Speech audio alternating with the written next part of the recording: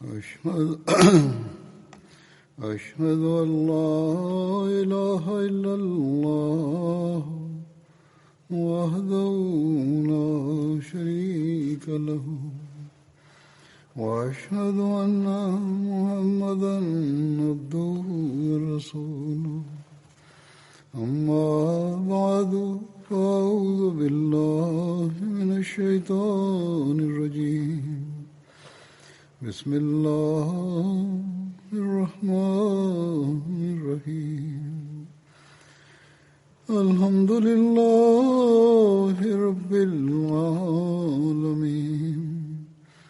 الرحمن الرحيم مالك يوم الدين إياك نعبد وإياك نستعين اهدنا الصراط المستقيم صراط الذين أنعمت عليهم غير المغضوب عليهم ولا الضالين.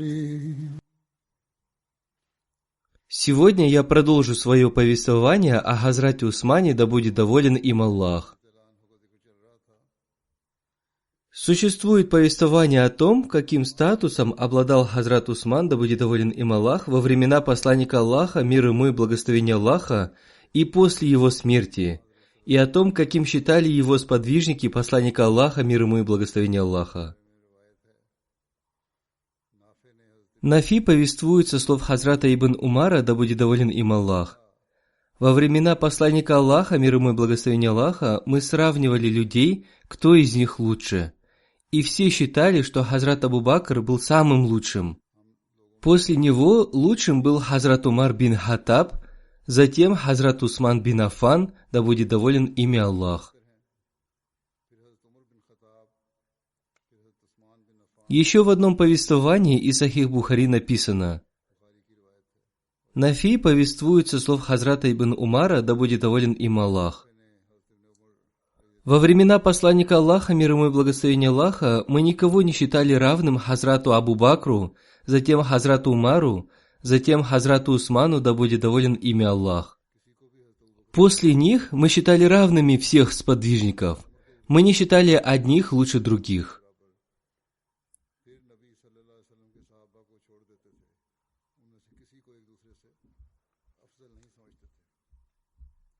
Существует повествование о том, что после посланника Аллаха, мир ему и благословение Аллаха, Хазрат Усман, да будет доволен им Аллах, считался одним из лучших людей.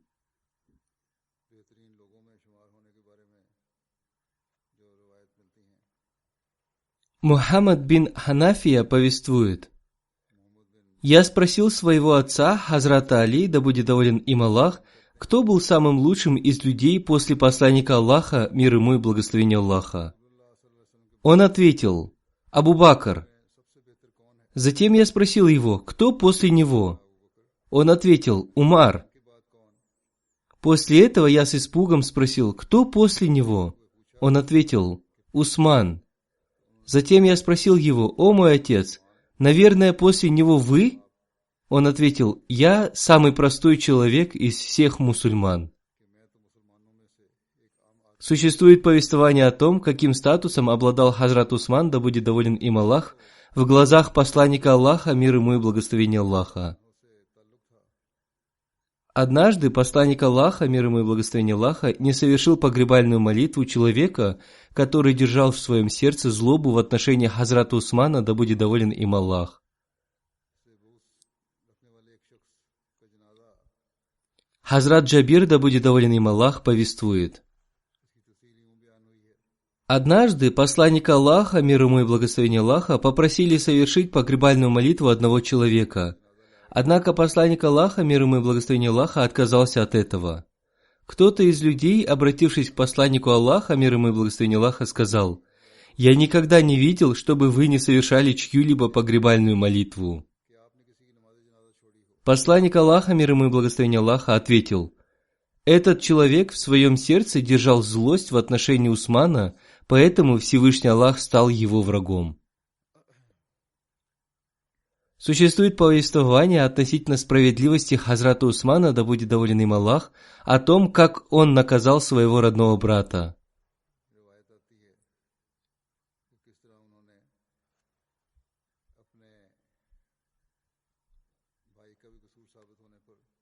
Убайдулла бин Ади повествует: Хазрат Мисвар бин Махрама и Абдурахман бин Асвад бин Абд Ягус спросили меня, почему я не спрашиваю Хазрата Усмана относительно его родного брата Валида, поскольку много людей жаловались на него. Я пошел в мечеть, и когда Хазрат Усман пришел туда для совершения намаза, я сказал ему, что у меня есть к нему одно дело, и оно только ради доброжелательности по отношению к нему. Хазрат Усман сказал мне: «О, добрый человек, наверное, тебя отправил ко мне Муаммар». Затем он сказал: «Я ищу убежище Аллаха от тебя». Услышав это, я отошел от него и вернулся к людям. Спустя некоторое время ко мне пришел человек от Хазрата Усмана, и я снова пришел к нему. Он спросил меня: «В чем заключается твоя доброжелательность?» Я ответил: «Всевышний Аллах не спаслал посланника Аллаха, мир ему и благословение Аллаха, с истиной, и он не спаслал книгу посредством него.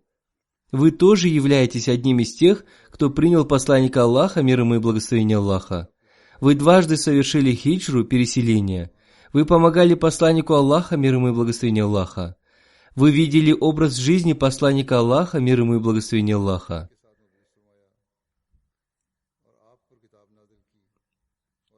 Затем я сказал: «Люди жалуются относительно вашего родного брата Валида». Хазрат Усман спросил меня, застал ли я времена посланника Аллаха, мир ему и благословение Аллаха.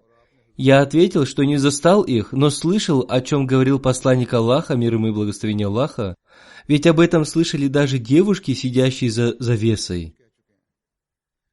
Хазрат Усман, да будет доволен им Аллах, сказал: «Воистину, Всевышний Аллах не спаслал посланника Аллаха, мир ему и благословение Аллаха, с истиной, и я являюсь одним из тех, кто принял Всевышнего Аллаха и его посланника, мир ему и благословение Аллаха.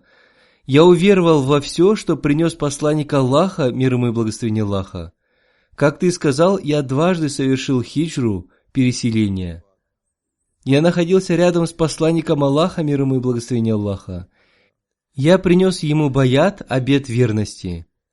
Клянусь Аллахом, я никогда не ослушивался его, никогда не обманывал его до самой его смерти. Точно так же я поступал с Хазратом Абу Бакром и Хазратом Умаром. Я всегда был послушен им.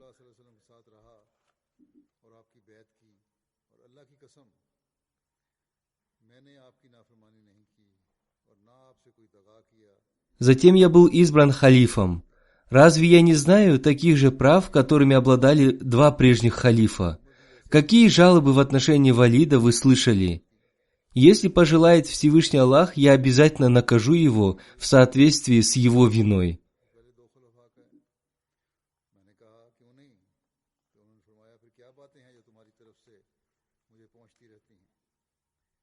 Затем он вызвал к себе Хазрата Али и повелел ему выпороть своего брата плетью, и Хазрат Али нанес ему 8-10 ударов плетью.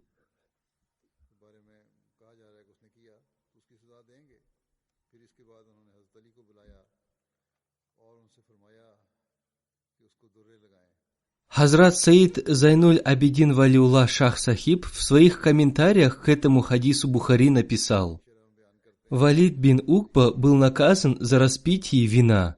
Когда нашли свидетели, которые увидели, что это был не шербет из фиников и винограда, а вино, которое употреблялось во времена невежества, Хазрат Усман не взял во внимание свою родственную связь с ним, а напротив, за то, что он был его родственником, он наказал его вдвойне.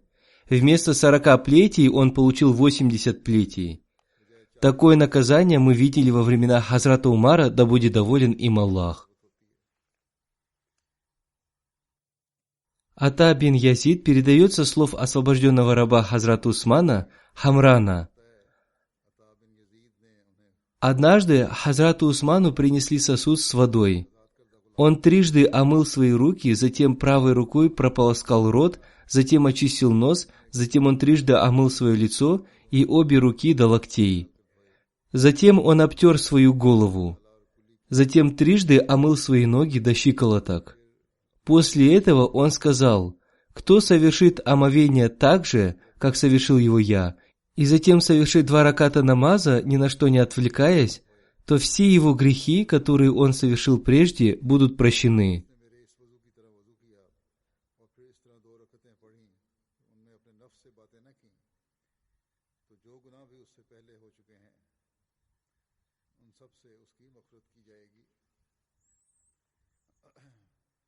Во времена Хазрата Усмана в пятничной молитве был добавлен еще один азан.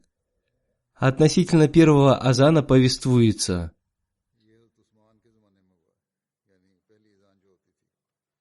Зухри со слов Саиба бин Язида повествует: во время пятничной проповеди, когда имам садился возле минбара, провозглашался первый азан.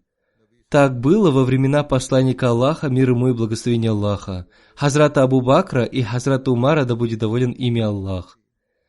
Однако во времена Хазрата Усмана, когда количество людей значительно увеличилось, был добавлен еще один азан. Этот азан провозглашался вместе Зухра. Абу Абдулла сказал, что это место находится на рынке Медины. Об этом написано и в Фикхе Ахмадия.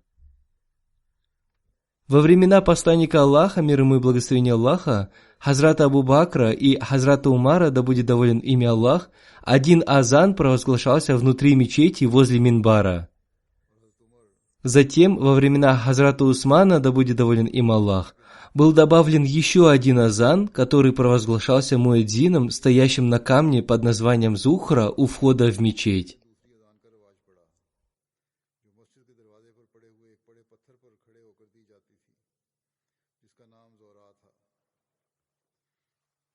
Ибн Шахаб Зухри со слов Саиба в книге Ниматуль Бари в комментарии к Сахих Бухари написал: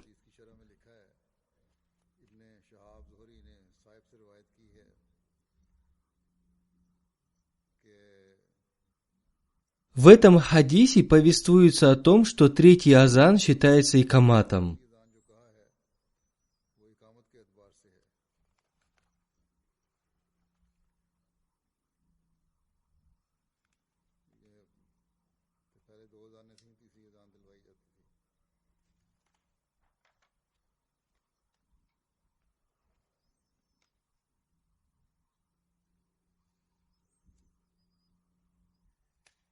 Как я уже сказал, один азан был добавлен Хазратом Усманом, второй азан провозглашался во время нахождения имама возле минбара, и третий азан был икаматом.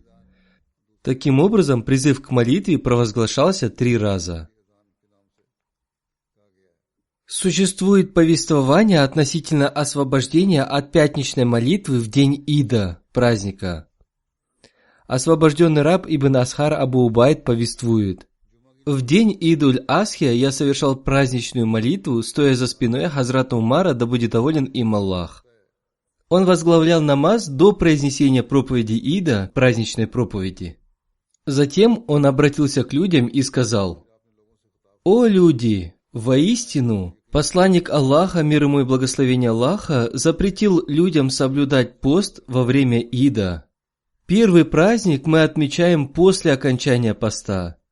Второй праздник отмечается в то время, когда мы совершаем трапезу мясом пожертвованных животных». Далее Абу Убайд повествует: в день пятницы я совершал праздничную молитву за спиной Хазрата Усмана, да будет доволен им Аллах. Он возглавлял молитву, совершаемую до хутбы, пятничной проповеди. После намаза в своей проповеди, обратившись к людям, он сказал: «О люди, сегодня Всевышний Аллах объединил 2 праздника. Если кто-то из тех, кто живет возле Медины, желает совершить пятничную молитву, то пусть он подождет. Но если кто-то желает уйти, он может уйти». В книге Фикха Ахмадия описана одна вещь, которая требует разъяснения. Там написано, что если праздник приходится на день пятницы, то не обязательно совершать пятничную молитву и молитву Зухр, можно совершить молитву Аср. Ата бин Рабах повествует: Однажды праздник разговения совпал с днем пятничной молитвы, и Хазрат Абдулла бин Зубейр сказал: «В один день совпали два праздника, поэтому мы объединяем обе молитвы». Поэтому он совершил 2 раката объединенной молитвы и не совершал никакой молитвы до молитвы Аср, то есть следующей молитвой, которую он совершил, была молитва Аср. Здесь требуется разъяснение. Также говорил и разъяснял Хазрат 4-й халиф обетованного Мессии: «Я раньше тоже думал, что не обязательно совершать намаз Зухр в этом случае, поскольку не нашел прямых действий и указания посланника Аллаха, мир ему и благословения Аллаха, относительно этого вопроса. Было найдено только то, как поступал в этом случае Хазрат Абдулла бин Зубейр. В настоящее время книга Фикха Ахмадия редактируется, и поэтому нужно учесть такого рода моменты. Поскольку несовершение пятничной молитвы в данном случае это понятно, но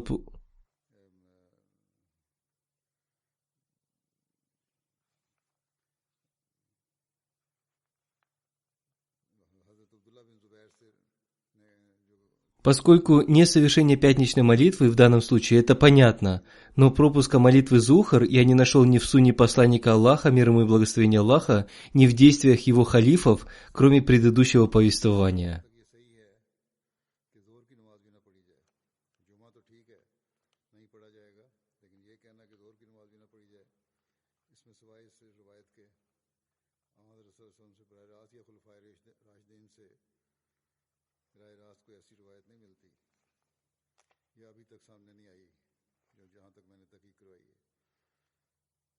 Существует повествование относительно гусл полного омовения до пятничной молитвы. Хазрат Абу Гурайра, да будет доволен им Аллах, повествует: однажды Хазрат Умар бин Хаттаб, да будет доволен им Аллах, произносил пятничную проповедь, и в этот момент в мечеть зашел Хазрат Усман бин Аффан, да будет доволен им Аллах. Указав на него, Хазрат Умар сказал: «Что случилось с людьми, если они приходят в мечеть так поздно, даже после азана?» Хазрат Усман сказал: «О повелитель правоверных, я совершил омовение сразу после азана и пришел в мечеть». Хазрат Умар спросил его: «Ты совершил только вузу, малое омовение? Разве ты не слышал слова посланника Аллаха, мир ему и благословения Аллаха, о том, что если есть вода и возможность, то нужно обязательно совершить гусл, полное омовение, до пятничной молитвы?» По сравнению с другими сподвижниками, Хазрат Усман передал очень мало хадисов. Он передал всего 146 хадисов. 3 хадиса муттафик аляй, от него можно найти в Сахих Бухари и Сахих Муслим. 8 хадисов только в Сахих Бухари и 5 хадисов только в Сахих Муслим. Таким образом, в Сахих Айн, Бухари и Муслим можно найти 16 переданных им хадисов. Почему он передал так мало хадисов? Это потому, что он был очень осторожным в передаче хадисов. Он сам говорил: «Я не обладаю хорошей памятью и поэтому не передаю хадисы, однако я свидетельствую перед Всевышним Аллахом, что посланник Аллаха, мир ему и благословение Аллаха, изрек: если человек передаст от моего имени то, что я не говорил, то он сделает ад местом своего пребывания».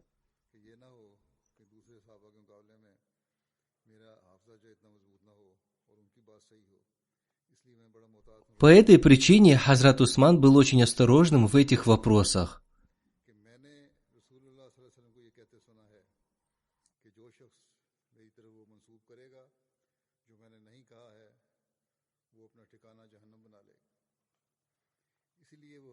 Абдуррахман бин Хатиб повествует: «Я не видел ни одного сподвижника, который мог бы полностью раскрыть свою мысль так, как это делал Хазрат Усман, однако он очень боялся передавать хадисы». Имран бин Абан повествует: «Однажды Хазрату Усману принесли воды для омовения, и он совершил ею омовение. Сначала он прополоскал горло и нос, затем трижды омыл свое лицо, затем трижды омыл свои руки до локтей. Затем протер ладонями свою голову, затем он протер свои руки до локтей и улыбнулся. После этого, обратившись к людям, сказал: «Не хотите ли вы спросить, почему я улыбнулся?» Люди спросили: «О повелитель правоверных, почему вы улыбнулись?» Он ответил: «Я видел, как однажды посланнику Аллаха, мир ему и благословение Аллаха, стоящему на этом месте, принесли воду, и он совершил омовение так же, как это сделал я, и улыбнулся». Затем, обратившись к сподвижникам, он спросил: «Не хотите ли вы спросить меня, почему я улыбнулся?» Сподвижники спросили его: «О посланник Аллаха, почему вы улыбнулись?» Он ответил: «Когда человек просит воду для омовения и омывает свое лицо, Всевышний Аллах прощает все грехи его лица. Когда он омывает свои руки, Всевышний Аллах делает относительно них то же самое. Когда он протирает свою голову, Всевышний Аллах делает относительно нее то же самое. Когда он омывает свои ноги, Всевышний Аллах делает относительно них то же самое». Это повествование должно было быть рассказано там, где я говорил об омовении. Тем не менее, я все же рассказал о нем. Согласно повествованиям, Хазрат Усман был женат 8 раз. Все его бракосочетания были заключены после принятия им ислама. Его супруги и дети. Хазрат Рукая, дочь посланника Аллаха, мир ему и благословение Аллаха, от этого брака у него был один сын, Абдулла бин Усман. Хазрат Умми Кульсум, дочь посланника Аллаха, мир ему и благословение Аллаха, на ней он женился после смерти Хазрат Рукаи, да будет доволен ею Аллах. Хазрат Фахта бинт Газван, сестра Хазрата Утбы бин Газвана, от этого брака у него был сын Абдулла, которого еще звали Абдулла аль-Азгар, младший Абдулла.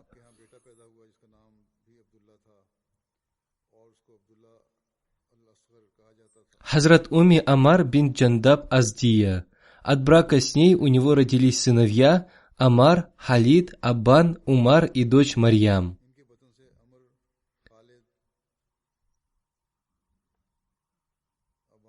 Хазрат Фатима бин Валид Махзумия.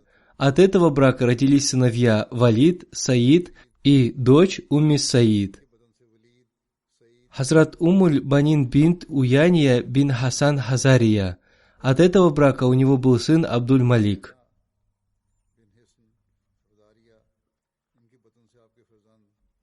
Хазрат Рамля бинт Шаиба бин Рабия.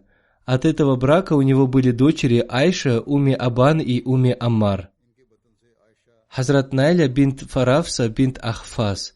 Ранее она была христианкой и приняла ислам до своего бракосочетания с ним. Она стала очень хорошей мусульманкой.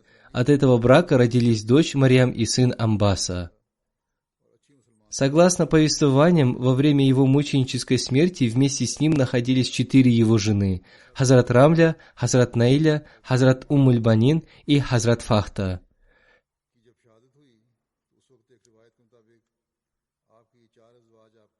Согласно еще одному повествованию, Хазрат Усман во время осады его дома дал развод Хазрат Уммуль Банин.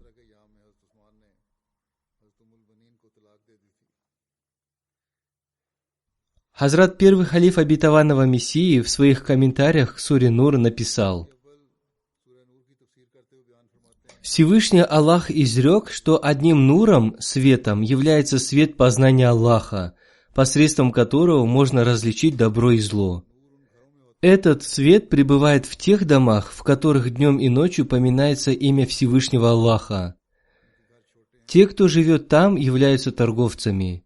Их дома малы, но когда-нибудь Всевышний Аллах расширит их. Таким образом, собирателями священного Корана являются Хазрат Абу Бакр и Хазрат Умар, да будет доволен ими Аллах. Во время Хазрата Усмана были подготовлены письменные копии Корана. Затем пришел Хазрат Али, посредством которого духовные знания достигли всего мира. Далее Хазрат первый халиф обетованного Мессии сказал: «Я сам без каких-либо посредников получил некоторые знания священного Корана непосредственно от Хазрата Али. В этих частях священного Корана Всевышний Аллах раскрыл мне, что институт халифата возникнет не среди ансаров, а среди мухаджиров, и им будут противодействовать не только неверные, но и мусульмане». Таким же образом противостояли Хазрату Абу Бакру. Некоторая часть людей не согласилась с его халифатом. Всевышний Аллах в этой связи привел 2 примера.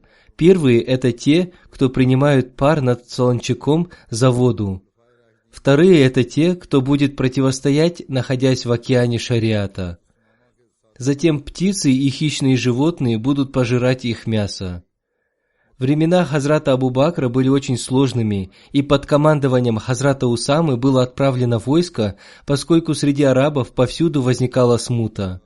Люди склонялись к смуте в Мекке, и туда пришел один умный человек, который сказал: «Вы были последними, кто принял ислам, и теперь вы становитесь первыми, кто отрекается от ислама». И после этого они прекратили смуту.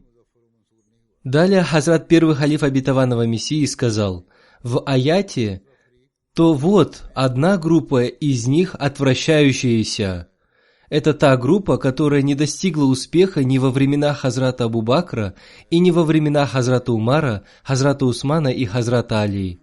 Однако другая группа, которая сказала: «Мы слышим и повинуемся», это та группа, которая везде преуспела.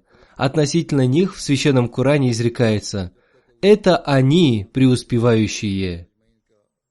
Хазрат обетованный Мессия, мир ему, сказал: «Я знаю, что никто не сможет стать верующим и мусульманином, пока он не станет похожим на Хазрата Абу Бакра, Хазрата Умара, Хазрата Усмана и Хазрата Али, да будет доволен ими Аллах.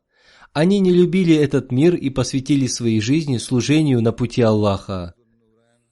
Далее Хазрат обетованный Мессия, мир ему, сказал: «Необходимо верить в то, что великий праведник, да будет доволен им Аллах, и Хазрат Умар Фарук, да будет доволен им Аллах, Хазрат обладатель двух лучезарных, то есть Хазрат Усман, да будет доволен им Аллах, и Хазрат Али Муртаза, да будет доволен им Аллах, все они были достойными доверия в религии.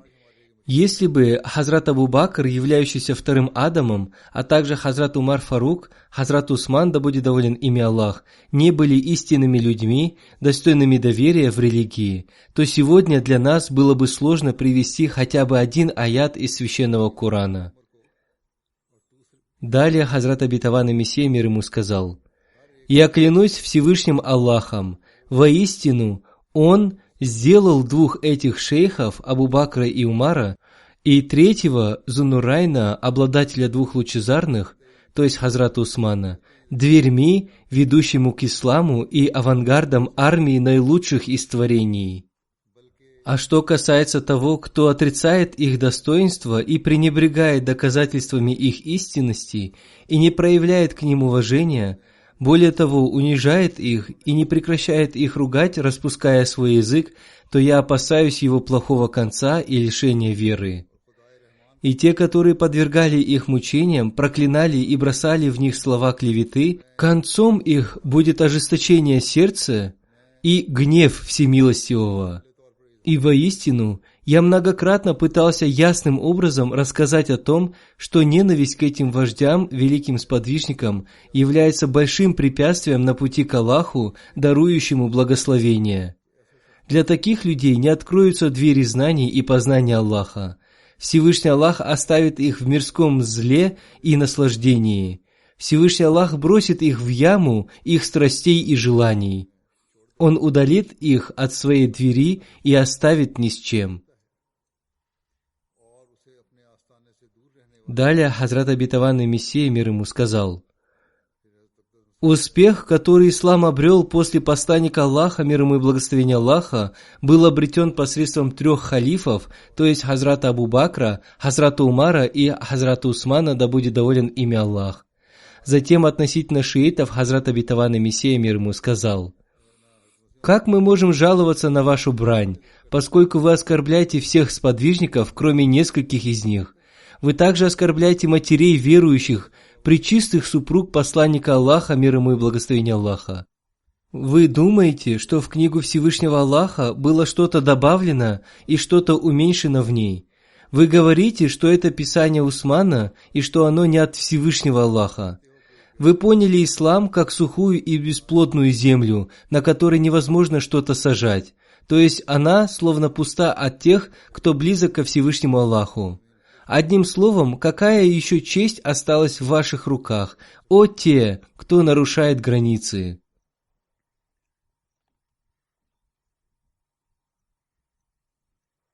Далее Хазрат обетованный Мессия, мир ему, сказал: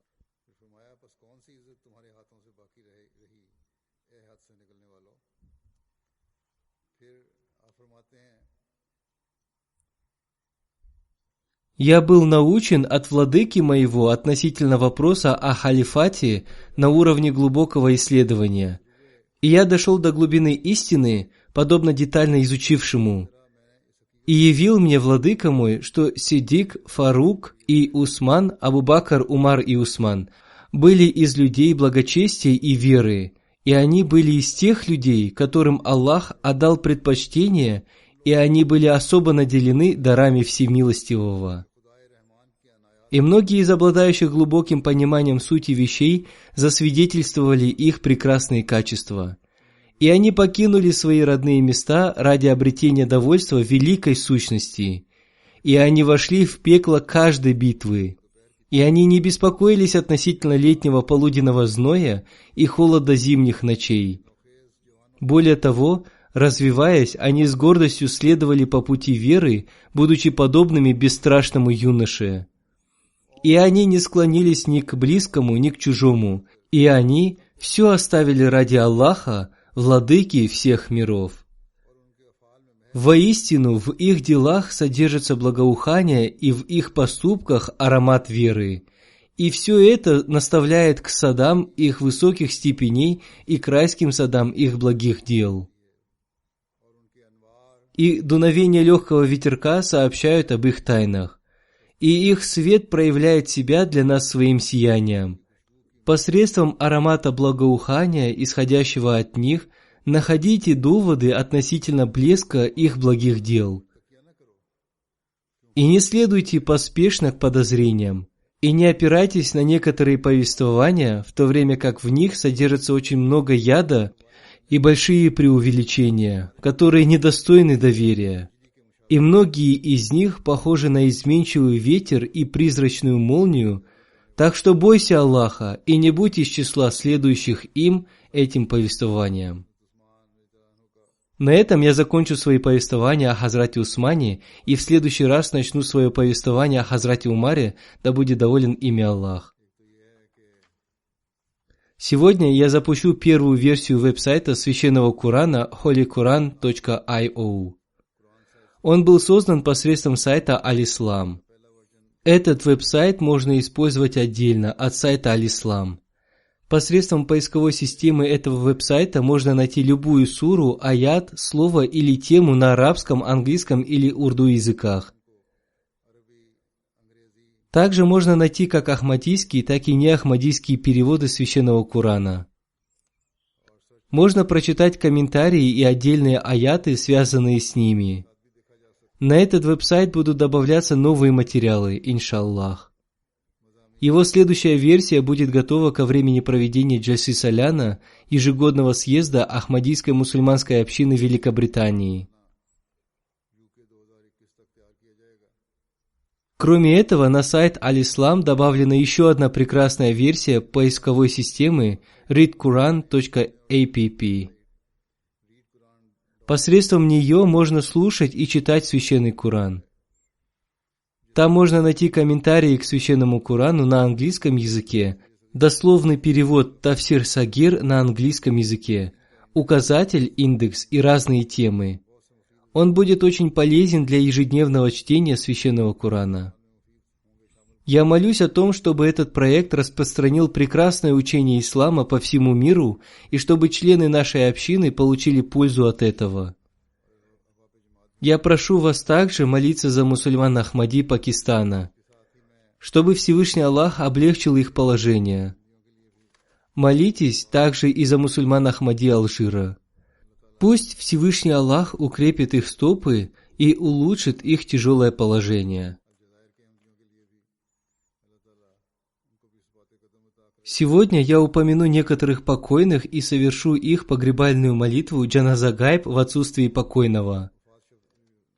Многие люди пишут мне, чтобы я упомянул об их покойных и совершил их погребальную молитву, но это очень трудно и физически невозможно. Но как бы то ни было, сегодня я упомяну некоторых из них. Погребальную молитву остальных я совершу, не упоминая их имен.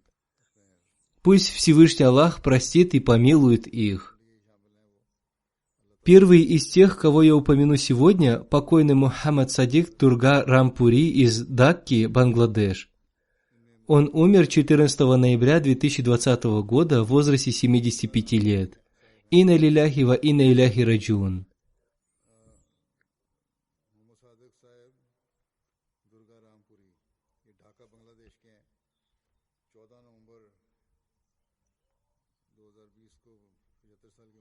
Покойный служил в общине на разных должностях. В течение длительного времени он занимал пост национального секретаря системы Вакфинау.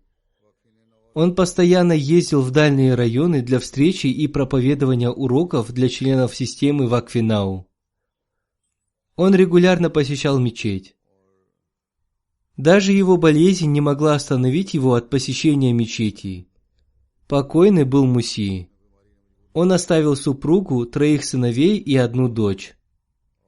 Следующая молитва будет совершена по покойной Мухтаре Биби Сахибе, супруге Рашида Ахмада Атваль Сахиба из Даруль-Юмун, Рабва, Пакистан. Она была тещей Наима Баджва Сахиба, ректора Джамия Мубаширин в Буркина-Фасо. Она умерла 16 января 2021 года. Инна лиляхи ва инна иляхи раджун. Она прослужила 17 лет в комитете управления женской организации Даруль-Юмун, Гарби. Она совершила финансовые пожертвования в разных странах. За несколько часов до своей смерти она открыла глаза и спросила: «Где мои золотые браслеты?» и попросила своего сына передать их президенту местной общины в качестве пожертвования. Их стоимость составила почти 350 тысяч рупий. Она завещала их для организации просмотра программ спутникового канала МТА в мечети. 2 ее сына в 1995 году погибли в Германии в автокатастрофе. Она с огромным терпением перенесла эту потерю и никогда не говорила и не жаловалась относительно этого события. Она всегда проявляла довольство Всевышним Аллахом. Покойная очень любила проповедовать. Она часто ездила по деревням в окрестностях Рабвы с целью проповедования. Она очень сильно любила священный Коран и регулярно читала его. Кроме этого, она обучала детей своего квартала священному Корану по методике Ясарнал Куран.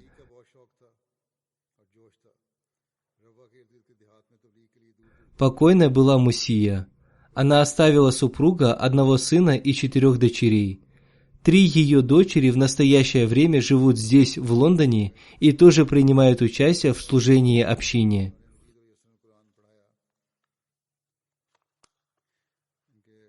Одна из ее дочерей живет в Буркина-Фасо. Пусть Всевышний Аллах простит ее.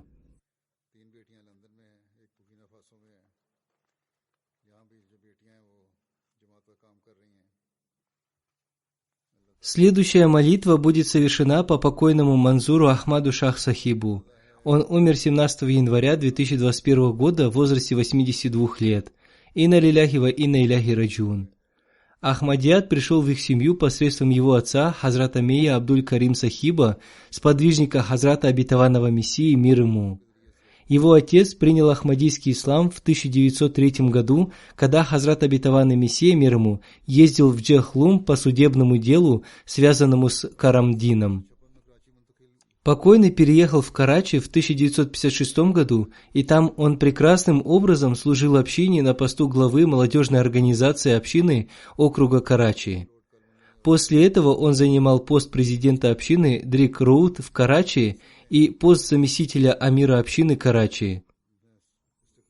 В 1984 году он был среди тех, кто встречал Хазрата 4-го халифа Обетованного Мессии в Сакхаре во время его переселения из Пакистана. Он оставался в аэропорту до самого вылета Хузура. В 2010 году он переехал в Лондон и служил здесь в гомеопатической клинике при мечети Байтуль-Футух. В последнее время он служил на посту секретаря по воспитанию новообращенных мусульман Ахмади. Покойный был муси. 2 его внука от сыновей и 1 внук от дочери служат миссионерами здесь, в Великобритании. Пусть Всевышний Аллах простит и помилует его.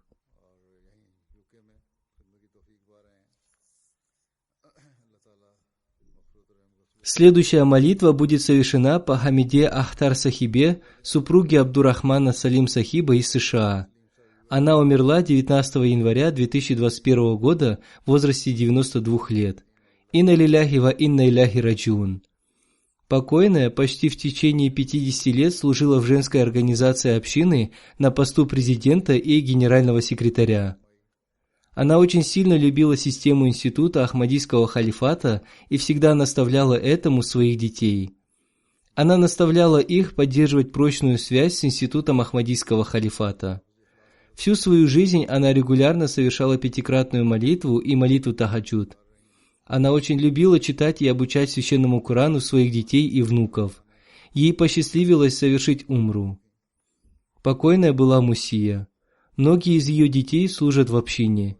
Ее дети, доктор Абдусалям и доктор Халик Малик Сахиб, служат в общине. Пусть Всевышний Аллах простит и помилует ее.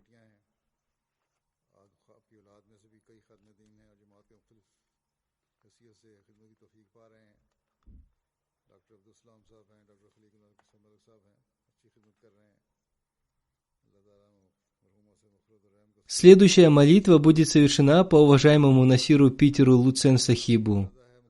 Он был немецким мусульманином Ахмади. Он умер 20 января 2021 года, инна лиляхи ва инна иляхи раджиун. Его дочь написала: «Однажды, в 1983 году, мои родители проходили мимо рынка в городе Ганновер.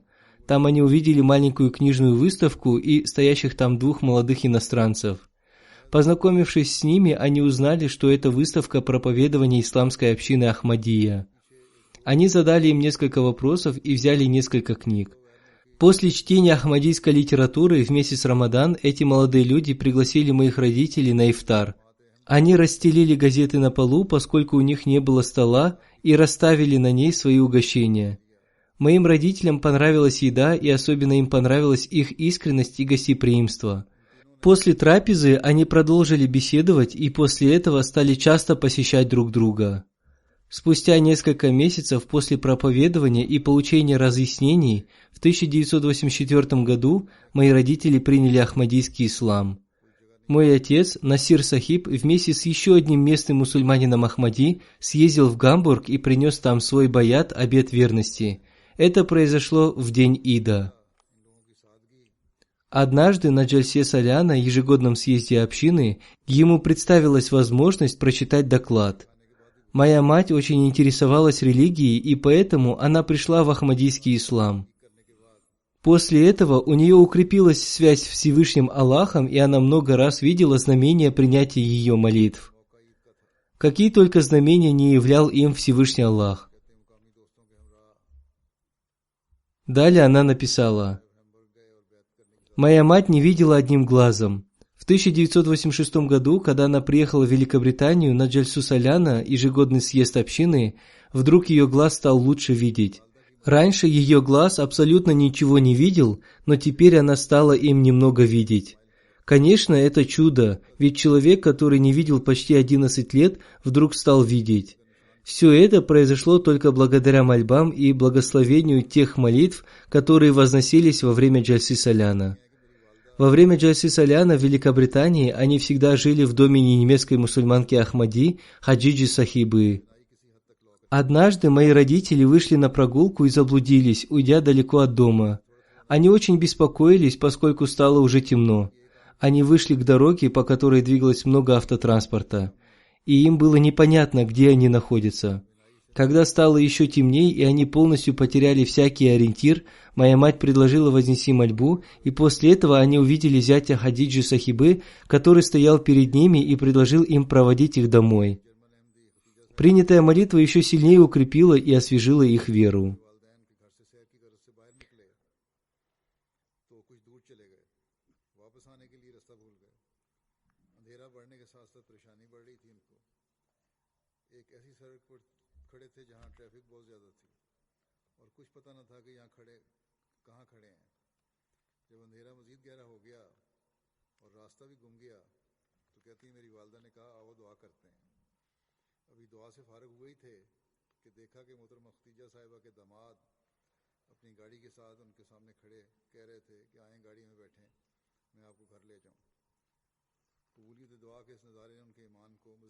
Лейк Мунир Сахиб, миссионер из Германии, написал: «Вся семья Луцен Сахиба приняла ахмадийский ислам.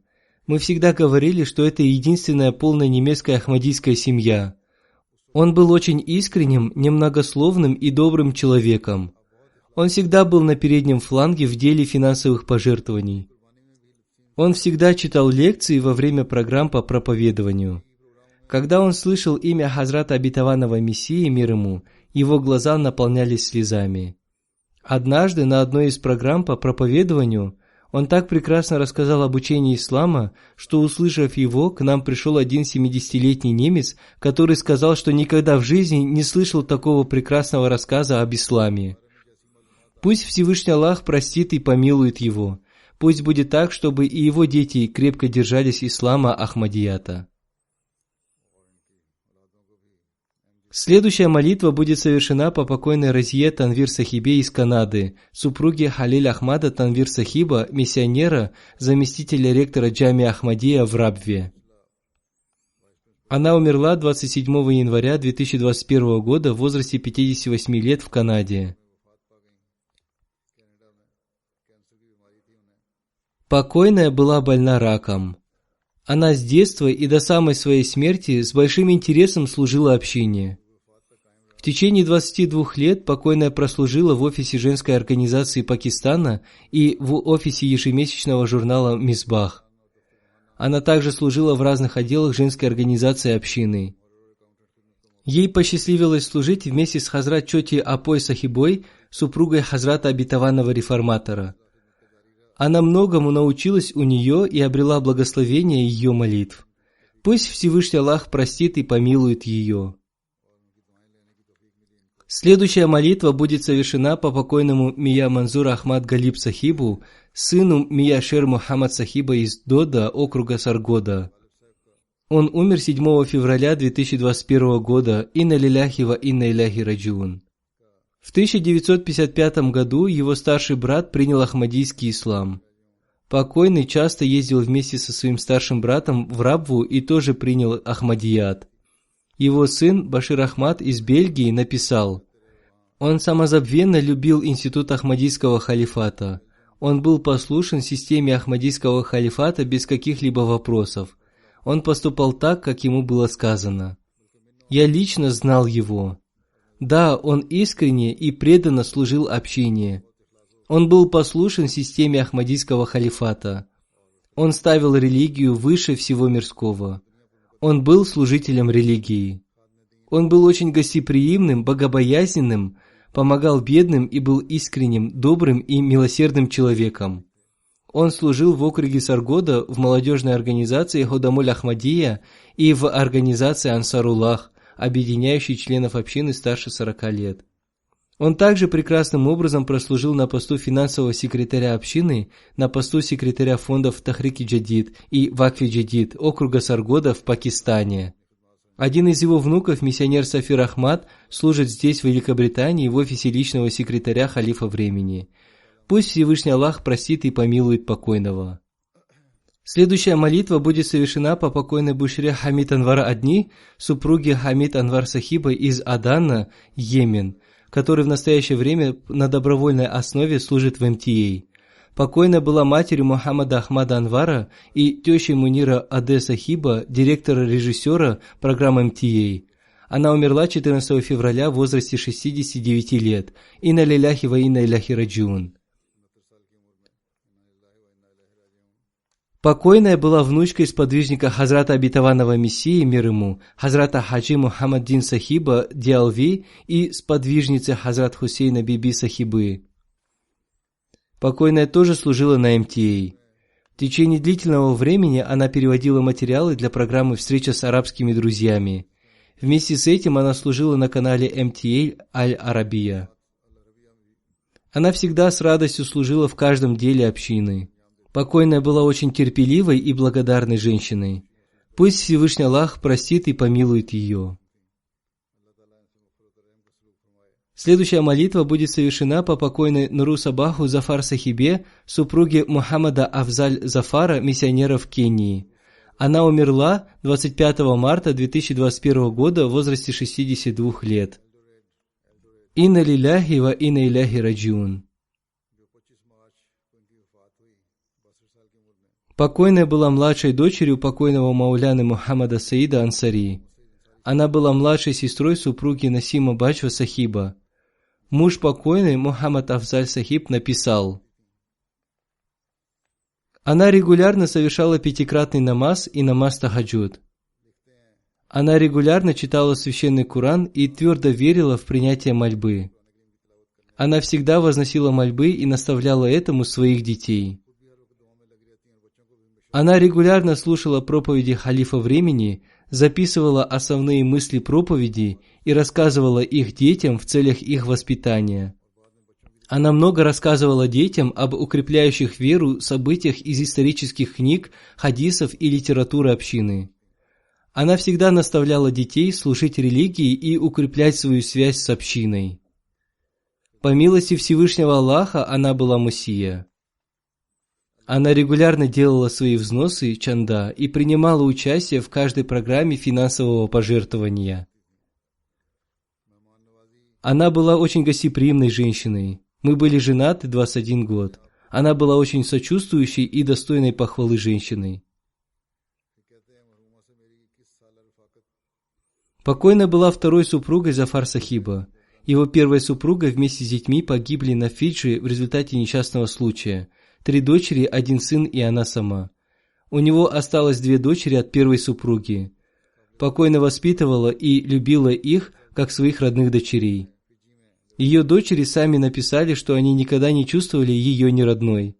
Она дала им очень хорошее воспитание и образование. Она поступала так не только со своими дочерями, но и родственниками бывшей супруги мужа. Все они засвидетельствовали ее прекрасные качества. Ее дочь написала, что она вошла в их жизнь подобно свету и поддержке, как милосердная мать. Она так сильно любила их, что они никогда не чувствовали ее неродной матерью. У нее была родная дочь, но она никогда не выделяла ее и относилась ко всем одинаково. Она была доброй и хорошей женщиной. Она всегда наставляла их уповать на Всевышнего Аллаха и укреплять свою связь с институтом Ахмадийского халифата и соблюдать все предписания шариата, выполнять свои обязанности по отношению к родственникам и относиться к людям с милосердием. Пусть Всевышний Аллах простит и помилует ее.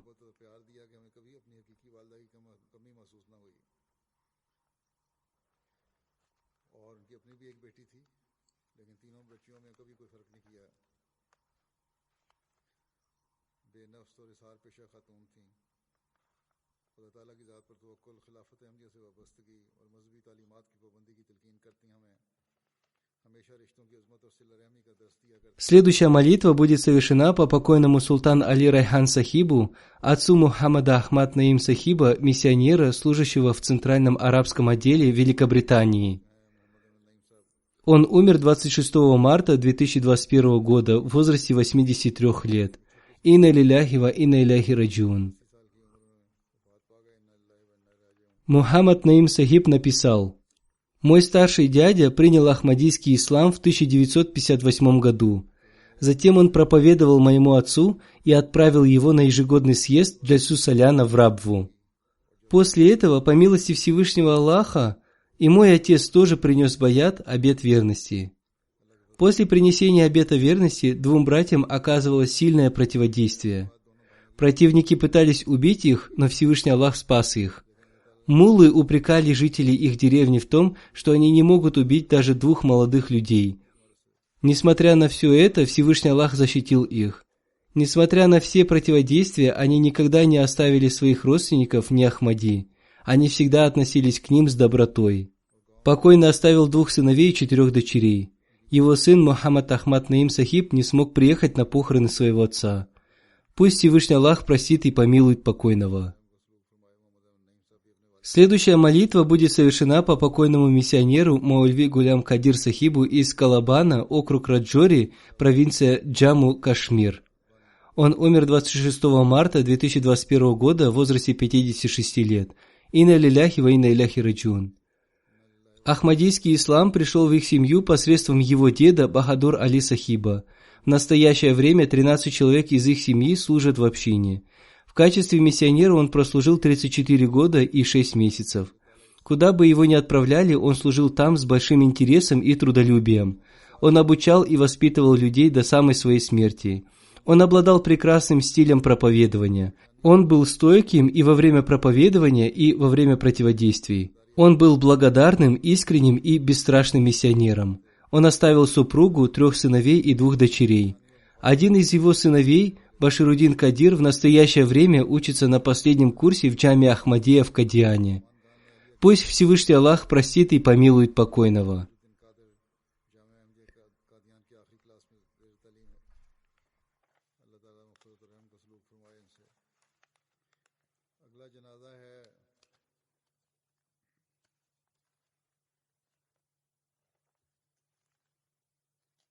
Следующая молитва будет совершена по покойной Махмуде Бегим, супруге Мухаммада Садик Арифа Сахиба, дервиша Кадиана.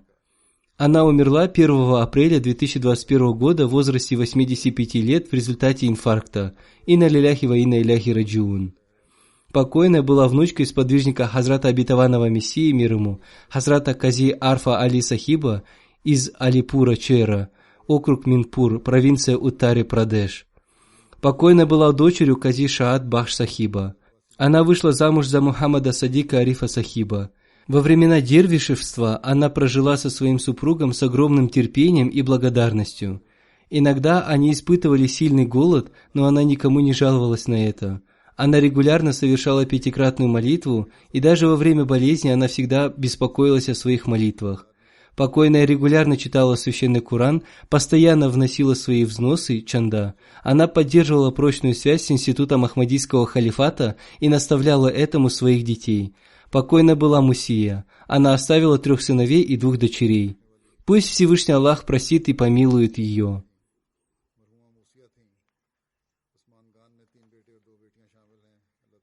Следующая молитва будет совершена по покойному Халиду Саадулла Аль-Мисри из Иордании. Он умер несколько дней назад в возрасте 60 лет. Инна лиляхи ва инна иляхи раджиун. Он был первым мусульманином Ахмади в своей семье. Покойный был очень искренним, постоянно совершал 5-кратную молитву и вносил свои взносы. Он твердо придерживался системы общины. Был очень добрым, гостеприимным, милосердным и немногословным человеком. Наставления халифа времени были для него обязательными к исполнению. Он регулярно слушал проповеди по спутниковому каналу МТА. Пусть Всевышний Аллах простит и помилует его. Следующая молитва будет совершена по покойному Мухаммаду Муниру Сахибу Даруль-Фазль Рабва. Он умер 1 апреля 2021 года в возрасте 73 лет. Инна лиляхи ва инна иляхи раджиун. Покойный принес обет верности на руке Хазрата 3-го халифа Обетованного Мессии в 1972 году.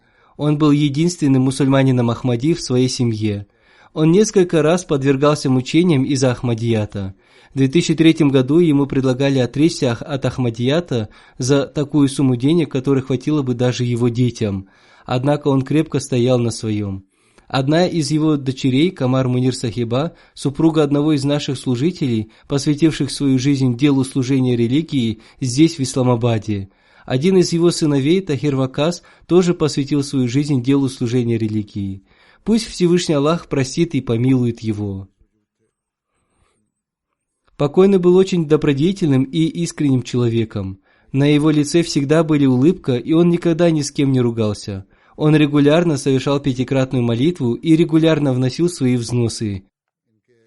Его родственник Хафиз Саиду Рахман Сахиб написал: «Мой отец обучал его работе, поскольку его родственники не Ахмади плохо относились к нему. Он пришел к нашему отцу и открыл магазин рядом с его магазином. Он обучал его торговому делу, и он стал жить в нашем доме. Он постоянно совершал намаз в мечети и всегда был в первых рядах. Он очень любил проповедовать и вместе со своей супругой часто ездил по окрестным деревням Рабвы. Пусть Всевышний Аллах простит и помилует его». Следующая молитва будет совершена по покойному мастеру Назир Ахмад Сахибу из Даруль Баракат в Рабве. Он умер 4 апреля 2021 года в возрасте 80 лет.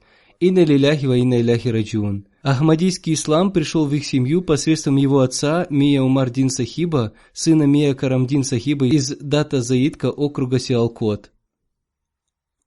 Отец покойного принес обет верности на руке Хазрата второго халифа обетованного Мессии во время Джальсы Саляна в 1914 или 1915 году в возрасте 15 лет посредством своего сна. Когда покойный работал учителем в деревне 99 Шумали Саргода, учителя школы, в которой он работал, объявили ему бойкот. Один ученик этой школы напал с ножом и ранил его 9-летнего сына Насира Ахмада. Однако покойный мастер Сахиб вытерпел и это. В тот момент его спасли, но позднее он умер из-за высокой температуры. Во время похорон своего сына он с большим терпением сказал: «О мой сын, я горжусь тобой, ты уходишь со знаком общины на своем теле». Там, где он работал, не нужно было посылать проповедника или учителя общины, поскольку он сам выполнял все их обязанности. Позднее он был переведен учителем в окрестности Рабвы. Оттуда он переехал в Рабву и продолжал служить общине. Он обучал многих детей священному Корану. После выхода на пенсию он обучался декламации священного Корана у Кари Ашик Сахиба. После этого он стал обучать этому искусству людей своего квартала. Он всегда стремился к тому, чтобы не было таких детей, которые, завершив свою учебу в школе, не умели читать священный Коран. Если и находился такой ребенок, он сам приходил к нему домой и обучал его. Покойный с детства совершал молитву тахаджуд. Во время карантина в связи с ковидом, когда людям старше 70 лет запретили посещать мечети, он с большим усердием организовывал совершение пятничной молитвы у себя дома. Из-за своего сна он твердо верил в свою смерть в возрасте 80 лет, так и случилось.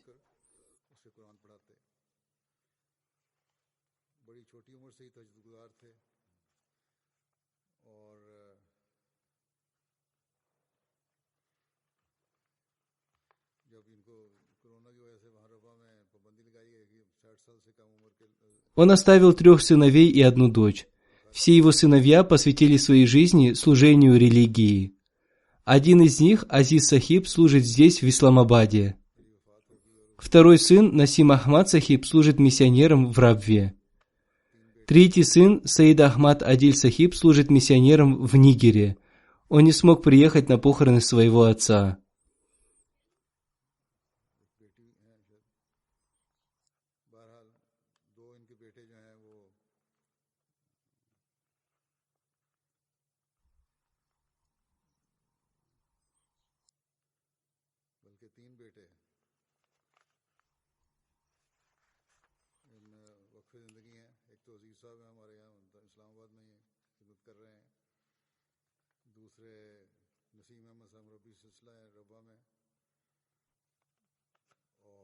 Пусть Всевышний Аллах простит и помилует покойного. Пусть Всевышний Аллах дарует терпение потомкам всех покойных. Пусть Всевышний Аллах дарует им возможность продолжить добродетели своих родителей. Аминь.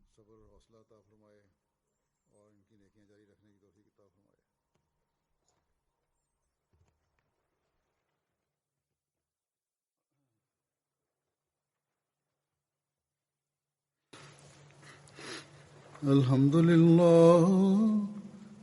لله نحمده ونستعينه ونستغفره ونؤمن به ونتوكل عليه ونعوذ بالله من شرور أنفسنا ومن سيئات أعمالنا من يهده الله فلا مضل له ومن يضلل فلا هادي له ونشهد أن لا إله إلا الله ونشهد أن محمدا عبده ورسوله عباد الله رحمكم الله إن الله يأمر بالعدل والإحسان وإيتاء ذي القربى وينهى عن الفحشاء والمنكر والبغي يعظكم لعلكم تذكرون اذكروا الله يذكركم وادعوه يستجب لكم ولذكر الله أكبر